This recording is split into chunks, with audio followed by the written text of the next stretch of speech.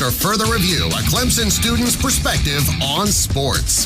And the personal foul on number 99 of the defense after he tackled the quarterback. He's giving them business down there. That's a 15-yard penalty. Well, welcome in, everyone. I'm Jay Smith, and yes, this is after further review. Bit of a lengthy hiatus. I think it's been since March since we last recorded an episode, which right around the end of the spring semester when everything with coronavirus was starting to really take off, and you started to see quarantines and just a lot of uncertainty around what the fall was going to look like, what college football was going to look like, even if there was going to be any college football played.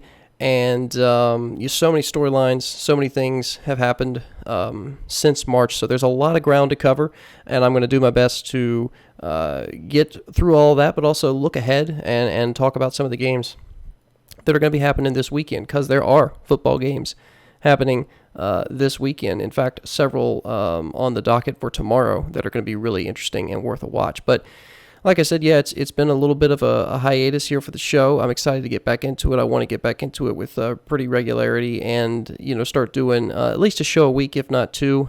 Maybe the format will look like maybe a show earlier in the week that kind of previews some storylines or highlights some games that happened over the weekend, and then closer to the weekend, go through some of the matchups, make some picks, make some selections, and go through, what that week of college football is going to look like. But yeah, obviously, a season unlike anything where we've ever seen and may ever see again, where you have a split among the Power 5 conferences in terms of who's going to play. And right now you've got the ACC, the SEC, and the Big 12 that have decided that they're going to play football, albeit a little bit different than what we're accustomed to.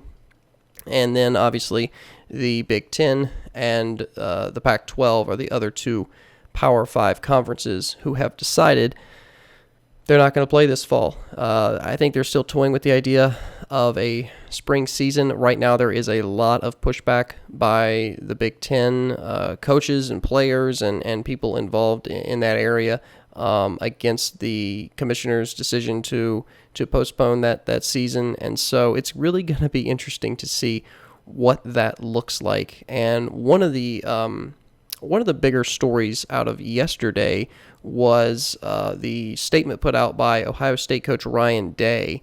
And, he kind of questioned the strategy and the communication from the Big Ten in a statement that he put out. And it was really interesting reading through it because, it wasn't a direct jab at the Big Ten leadership, but, he closed his statement by saying, and this is direct quote obviously from Day's statement, but he said these young men and their parents, speaking of the football players obviously, these young men and their parents have asked so many questions that I do not have an answer to, but the one that hurts the most is why can these other teams and players play and we can't?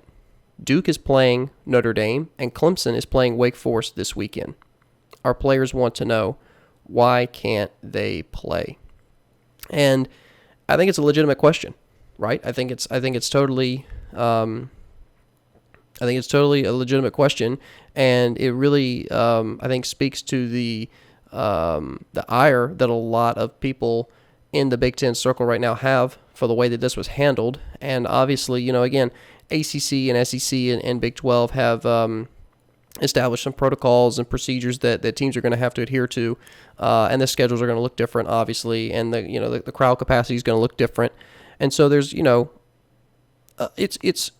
it's a season of college football, but it's not going to be anything close to a regular season like we are accustomed to, just in terms of non-conference matchups and even some rivalry games that are cross-conference are not, as of right now, not going to be played. I know Clemson, South Carolina's rivalry may be interrupted. I would imagine that Georgia and Georgia Tech's rivalry will be interrupted. I think that affects the ACC and SEC more than other conferences. Off the top of my head, I cannot think of many Big 12 teams that have rivalries with teams from another conference. There may be one or two, but most are contained within the conference, and even some of the bigger rivalry games like the Iron Bowl and Ohio State, Michigan. If you go to the Pac-12, you've got Oregon State, and USC, and I guess UCLA is considered a rival. I know their big game is against Notre Dame, who is not technically a member of the ACC, but they are kind of now a member of the ACC, which is also another interesting development that we'll get into, because it's really been interesting to see how the ACC has kind of pushed this idea of Ole Miss now being an ACC team.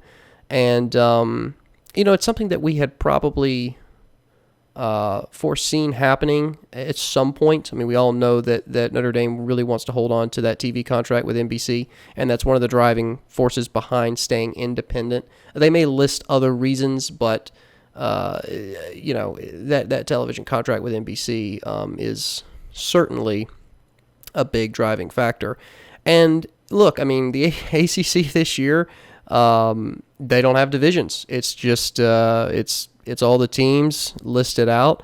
Notre Dame is in there, and it's going to be the best two teams at the end of the season. And the Big 12, it obviously is very similar with no divisions, and so I think again, when we look at these matchups week to week, there's going to be games that in the past mattered a lot. So a good example would be Florida, Georgia, or Clemson, Florida State, where the winner of those games more than likely was going to end up in the conference championship. But that doesn't really apply now, because if you're if you're in a conference with no divisions and it's just the two top teams, then it doesn't. Any conference loss is equally as important, right? So you lose to Florida State, well, that matters as much as if you lose to Notre Dame. There's no there's no increase in significance for a game in your conference, because they're all weighted equally, which is different for the ACC. I know that some other conferences like the Big 12, that's kind of how it's been run for a while, but definitely a new thing in the ACC. The SEC is sticking with their divisions, obviously the East and the West, and that will probably. I personally think, if you were to ask me what conference is going to feel the closest to normal, it's got to be the SEC. It's got to be the SEC. I mean, they have really only altered a few things on the schedule, because regular season now is 10 games, and it's all conference games. There are no non-conference games scheduled. So that's really the only thing that's different for the SEC. And so it's going to be interesting to see how that compares to what we're going to see in the ACC and the Big 12, because again, the SEC, as of right now, the only conference with divisions, amongst the Power Five, that's playing right now is the SEC, and the ACC and the Big 12 have decided to do away with that this season. I would imagine that the ACC will go back to their standard division structure next season, but an interesting wrinkle for sure that I think could make some games that in the past didn't seem to matter as much matter more, right? You've already heard or possibly heard in his press conference this past Tuesday, Dabo Swinney made the comment that his team is trying to embrace the idea of every day is opening day. Every day is the beginning of that new season. And he's kind of echoed that before, right? He's had that mantra of, every week is a new week, and it's, we can't be 6-0 until we're 4-0. And that sticks to a certain degree, but I think the whole idea of every day is opening day, especially with the way things are structured this year, will hit home more. Just because, again, if you're in the ACC and you're Clemson and, you're looking at this schedule and you're saying, okay, well, typically, we had our division and we didn't have to worry as much about what was going on in the other division. Well, now all of a sudden, that Wake Forest game, it matters as much as that Notre Dame game. That matters as much as the Pitt game. That matters as much as Virginia Tech. And so, that's I think the idea of treating every day as opening day will be beneficial for Dabo Swinney and the Tigers. Now, Clemson is slated to play Wake Forest tomorrow evening. It's going to be, I think kickoff is 7:30 Eastern, 6:30 over here on Central Time. But again, expecting Clemson to perform well in this game, expecting them to come out and win by a pretty significant margin. College Game Day actually is going to be there for their opening campus visit of the season. There have been some games that have been played prior. This is obviously technically week 2 of the 2020 college football season. Nothing of significance so far. I mean, if we go back and we look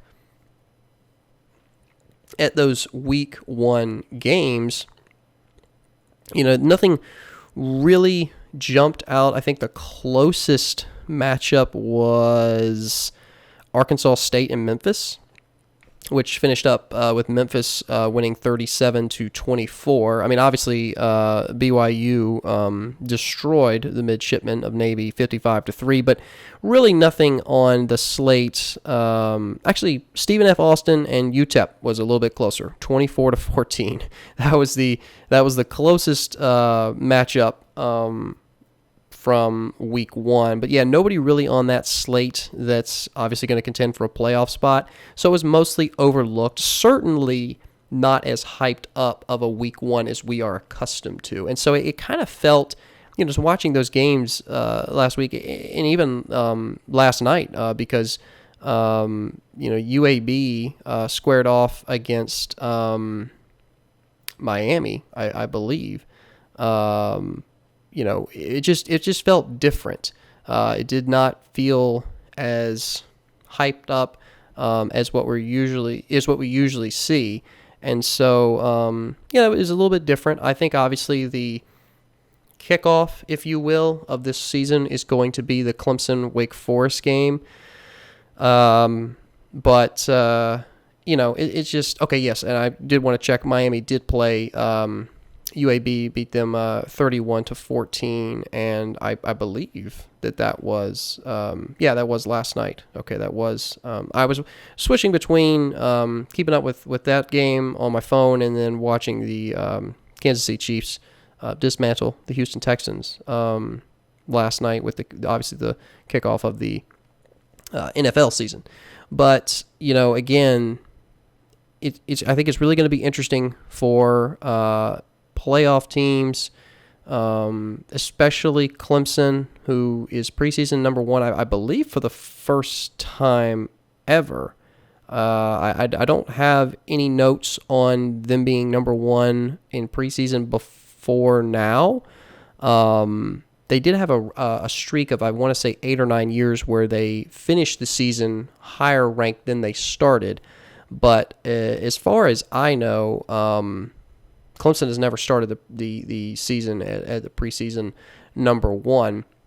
But sticking on the Tigers for just a little bit, you look at their schedule and you look at their talent and you say, well, who on here, stands a chance? Like who is actually going to give Clemson a run for their money? And I think 2, maybe 3 teams stand out if you really dive into their schedule. And the first team that just jumps out is obviously Notre Dame, right? This is a team that's getting a decent amount of hype. They're 10th right now in the preseason polls. Notre Dame, I would say, just based off of their history recently in the last few years in big games. I mean, obviously the most recent example against Clemson was the semifinal game in Dallas, not this past year, but the year before, and the Cotton Bowl, I believe that would have been, and that was I think like a 26-3 or something along those lines. It was never competitive and it was never close. Obviously, this is a different Clemson team. This is a different Notre Dame team. And this game is going to be at Notre Dame, so that there is, an impact there. I don't know what capacity crowd Notre Dame will allow. This game is scheduled to take place on November 7th. Now, I'm not sure, and I'll have to dig into this, if Notre Dame is having to adhere to the ACC protocols. I would imagine they are, or maybe they're setting their own that are more strict. I don't know. I'll have to look into that. So the crowd, will be obviously it's a road game. It is a road game, but it's not going to feel quite like it normally would, obviously. But yeah, that's a way. And see, again, that's November 7th. That's several weeks into the season. Clemson is going to have, what are they going to? They're going to have 7 games. They're going to be, possibly 7-0 going into that matchup. They really finished their season on the heavy end. They've got a lot of tricky road games this year, at Notre Dame, and then the week after, there is a bye week between Notre Dame and Florida State, but that game is also going to be on the road. Now, yes, Florida State is in a pretty abysmal place as a program, but, it's still Florida State, and you still, if you're a Clemson fan, and you've been a Clemson fan for more than 5 years, you know that you always have to just take care of business when you travel down to Tallahassee and play the Seminoles. And then Clemson closes out the season. This just feels so weird, but they close out the season at Virginia Tech, and that game is going to be played on December 5th, which I believe is usually the week of or the week before when the normal ACC championship would be scheduled. So, this whole season and the way games are going to go and the significance of each game is going to be different. Again, they're going to have to treat UVA, their third matchup of the season on October 3rd, as important as they're going to have to treat Notre Dame, because each of those losses will have the same impact on their chance of making it to the ACC championship.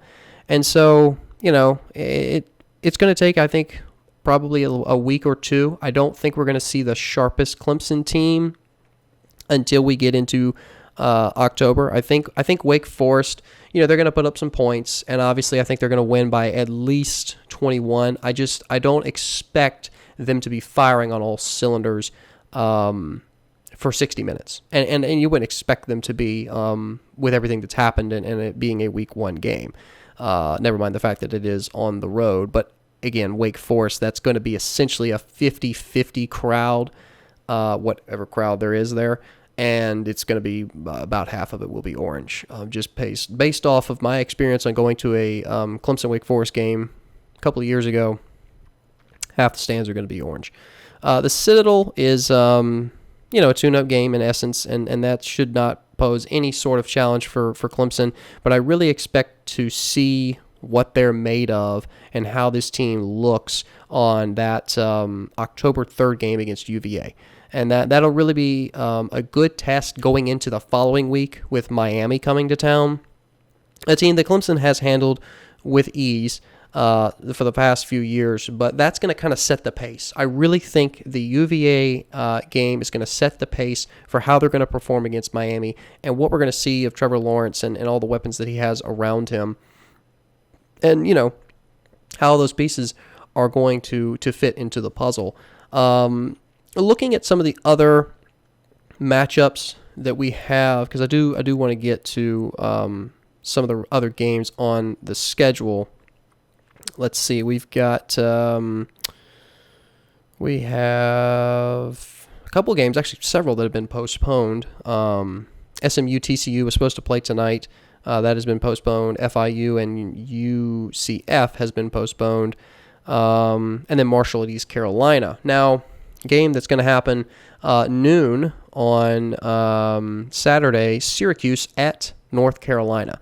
And this is going to be a really interesting test for North Carolina, a team that right now is ranked 18th, and a team that made some noise last season, especially with their performance against Clemson. I mean, you look at the Tar Heels and you look at how they played last season and bringing up their schedule. They started out with a win over South Carolina, and this was a game that almost it was an expectation for South Carolina to win. I think when North Carolina won that game, it was close. It was 24-20, but it was still a bit of a surprise to a lot of people. And then they did the same thing the week after, where they beat Miami in a close game, 28-25.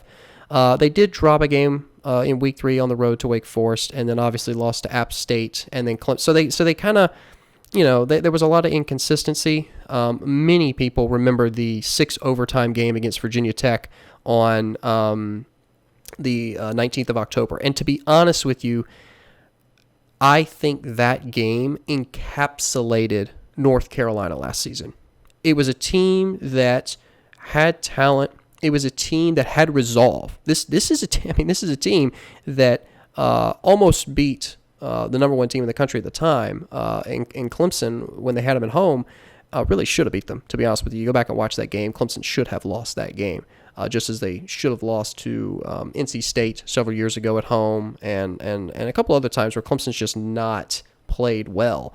But again, going back to that Virginia Tech game for North Carolina, it just encapsulated their season, right? They had the grit, the resolve, the determination, the will to win, but it just didn't happen for them. Just a few things went the other team's way, and they ended up dropping that game in 6th overtime, and that was a game on the road, at Virginia Tech, and not an easy environment to win at. And so, they finished the season with a pretty, convincing bowl win, the Military Bowl over Temple. They won that 55-13, and they finished 7-6. They finished basically 500.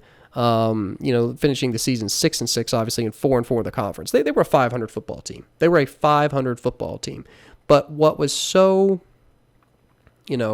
interesting about this 500 football team was they took the number 1 team in the country at the time, basically to the last couple plays of the game. They took a Virginia Tech team to 6th overtime, and you can certainly make the argument that Virginia Tech has fallen off talent-wise, sure, but North Carolina, nobody really expected them to come out and to compete. And yeah, they did drop games against Appalachian State and Virginia, but they also had really convincing wins over Georgia Tech and NC State. They beat Duke in a close game. They beat South Carolina in a close game. They beat Miami in a close game. Those kinds of things matter. And so I think that top 20 preseason ranking for the Tar Heels is warranted. I think they have earned the respect that they're starting to get. Now, when you look at their schedule for this season, you've got pretty soft start. You got Syracuse at home, then you play Charlotte, the 49ers at home. You travel to Boston College, Virginia Tech at home, and Florida State on the road in October 10th and 17th, respectively. Those will be tricky. But then NC State, Virginia, Duke, Wake Forest, and then you close the season with Notre Dame at home and Miami on the road.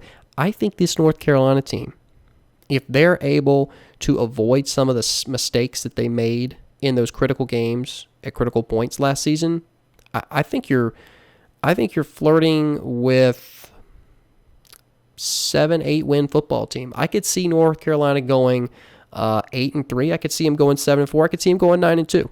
I think there is potential there. I see them dropping to a game against Notre Dame. I think they'll lose to I think they're gonna blunder the Florida State game on the road. I think they beat Virginia Tech at home. I really do. I think they beat Virginia Tech at home. So they drop Florida State on the road. They drop Notre Dame, and then I think maybe Miami beats them, or a road game at Duke, which was close last year. I think 20-17. They could drop that, and obviously a rivalry game. So you're kind of flipping a coin at that point. But still, I think North Carolina is a team you got to watch out for. And the reason I'm talking so much about North Carolina, you're like, oh, who cares about North Carolina? Well, again, you can't ignore what happened last season. You can't ignore the fact that this is a team that has demonstrated their ability to go toe-to-toe with a Clemson team that's, played in national championships and college football playoffs and has only lost one game in the last 2 seasons. So they can hang with anyone, and they're only continuing to develop and recruit, and obviously they're now making a name for themselves. And so, Mac Brown is doing a great job in Chapel Hill, and I think they're going to continue to get better. And when you look at the ACC, who's going to compete? Who's going to compete with Clemson? If anyone even can compete with Clemson. And I think the obvious choices right now are Notre Dame and North Carolina. And, North Carolina is going to play Notre Dame on November 27th. And, they don't play Clemson. They do avoid going up against Clemson. But November 27th is when they've got to play the Irish. And for Clemson, they have to go up against the Irish on November 7th. So a couple weeks earlier. So we'll give North Carolina maybe a good blueprint because, at this point, conventional wisdom would be to pick Clemson over Notre Dame. And maybe that gives North Carolina an edge in that matchup rather than having to play them first. It really remains to be seen. North Carolina, I'm high on them this year, but they're still a wild card because last season there was just so many things that didn't go their way. And again, I think that 6th overtime loss to Virginia on the road just encapsulates that perfectly, right? A team that had the potential, but just couldn't live up to it. I mean, you could even say the same thing about Ole Miss last season, going 4-8. I mean, there were 3 or 4 games that should have been wins. I mean, for Ole Miss that just weren't. And so, I would say I'm going out on a limb by picking North Carolina to be a dark horse in the ACC. I certainly don't think right now they have what it takes to sustain it for a full season and compete against Clemson. And even if they are to advance the ACC championship, I would pick Clemson. I would pick Clemson over anybody in the ACC right now. I don't think, there's no other conference right now that has as much disparity in the team up here and everybody else. I mean, it is Clemson and then there's everyone else below it, which you don't really have in the SEC or the Big 12 or, the Big 10 or Pac-12 if they ever get around to playing their games. A team that I would say is a good parallel to North Carolina would be, across the Power 5 at least, would probably be Auburn.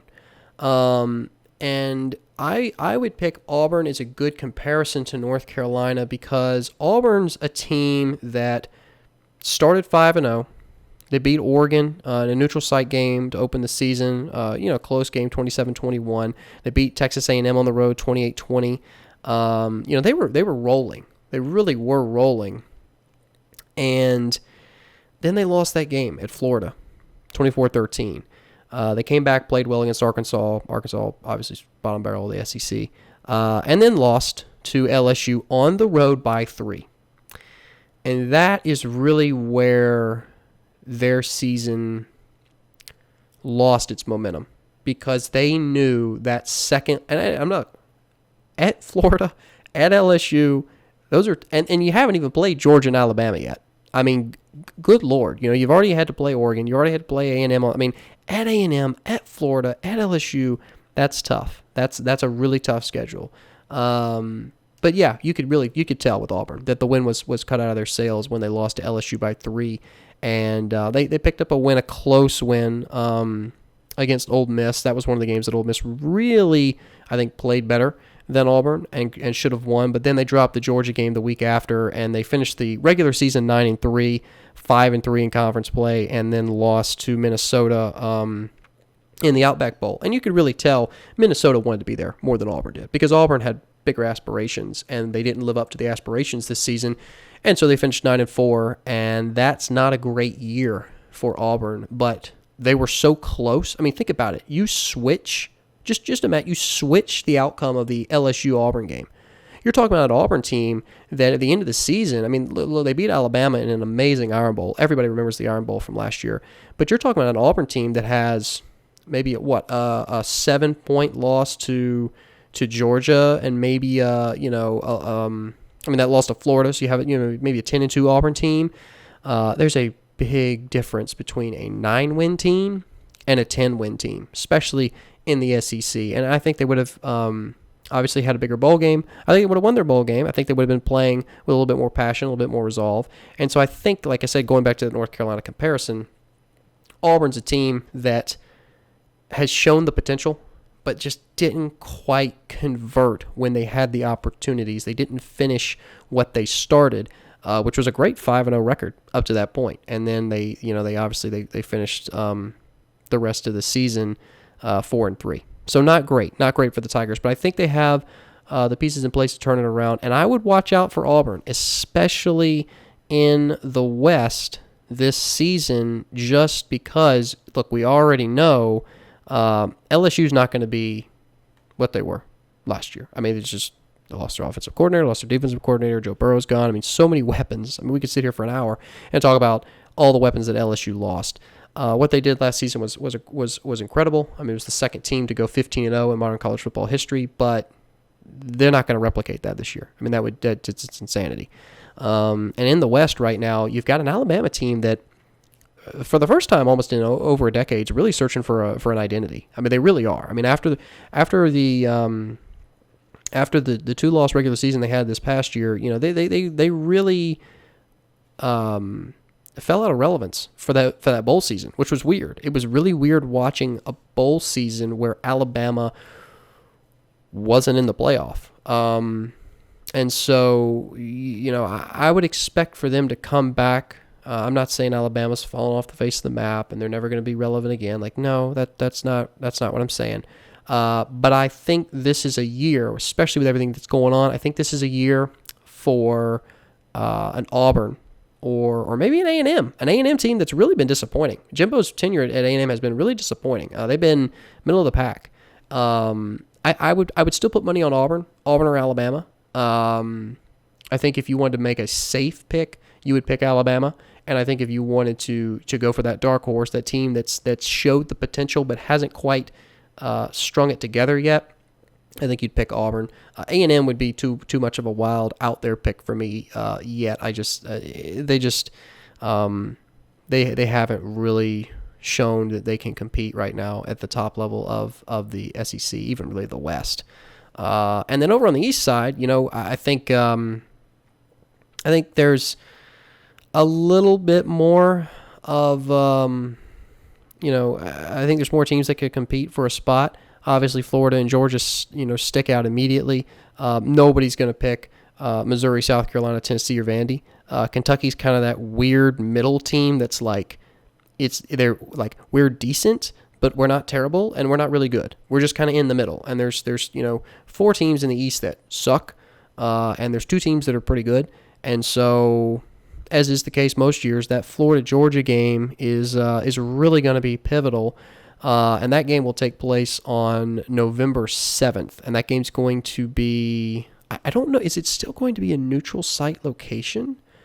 That I am not sure of. Typically it is, but with everything going on, I'm not entirely sure. I think it's still supposed to be in Jacksonville. I haven't heard otherwise, so for now I am assuming that the game will happen in Jacksonville, but I will try and confirm that. But again, that's really the battle for the East in more ways than one. So, again, this weekend, I think to kind of wrap things up, look, this weekend, trying to get back in the swing of things. Obviously, there's a lot of questions. And there's games. Thank goodness there are football games this weekend. We're all excited about that. But we will have to get through, I think, at least a couple of weeks before this season and the flow of the season and how things work is going to feel comfortable for a lot of teams.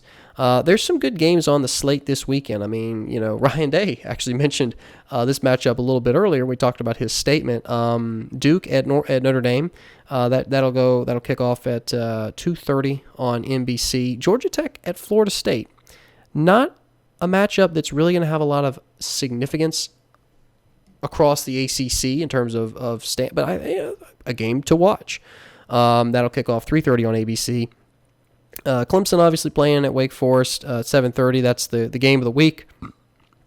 And you do have Missouri State traveling to Oklahoma. I'm just looking here for top 25 teams that are playing. You got UTEP at Texas.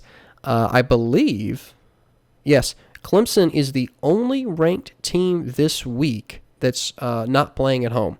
There are, 3, 4, 5, 6, 7. There's, I want to say 7 ranked teams that are scheduled to play this week. Now, one of those teams, UCF, has obviously postponed their game, so they will not be playing this week. But everybody's playing at home except for Clemson, which is interesting. I don't know when the last time the Tigers started this season on the road. As a true road game, it may have been the home and home with Georgia, either that or Auburn. Not entirely sure when they started with a true road game the last time that's happened, but nonetheless, college football is coming to you tomorrow. We're gonna have a lot to talk about. Obviously, we're gonna do a show early next week. And discuss everything that transpires over the weekend. Just as a reminder, and I will tweet this out and put it out on our AFR social media, we are going to do a college pick'em league as we have done for the last 4 years. And so I will be sure to tweet out that link. You still have, I think, 2 weeks to sign up. But if that's something you're interested in, we usually try and do some sort of small prize at the end of the season for whoever gets the most picks correct. We do a straight league. Don't do confidence. I hate the confidence system and how that works and having to put them in order. It's just just pick them straight. But nevertheless, that's what we're going to be doing, and so I'll be sure to throw up some more polls. And if there's anything that y'all want to hear or discussed on the show, or you want to come on the show, be sure to reach out through any of the social media platforms, whether it's Facebook, Twitter, or Instagram, and we will get you roped in and hooked into the show, because that's really what I enjoy the most about this, is interacting with people that I know who watch the show, listen to the show, and doing that sort of stuff. It's a lot of fun, and it's still weird with everybody being quarantined and not really being able to sit down in person and interact, but we're trying to make the most of it, and I'm trying to do what I can from here. And so if there's any suggestions like that anybody has, please feel free to share. But this has been a lot of fun. Like I said, I'm glad to get back into this. I want to keep doing this with more regularity, and I'll keep you updated on the links for the college pick'em, and obviously, hey, we got college football this weekend, so kick back, relax, and enjoy a much-needed distraction from everything that's been going on since the beginning of March. But appreciate you tuning in. As always, this episode will be up relatively soon. It will also be posted in podcast form on Anchor. You're welcome to listen to the AFR podcast whenever. However, we're available on Anchor and Spotify and iTunes. All you have to do is just search After a Further Review. You can subscribe to us there. Listen anytime, anywhere. Appreciate you tuning in. We'll be back here in a few days. Thanks for listening. This has been After Further Review.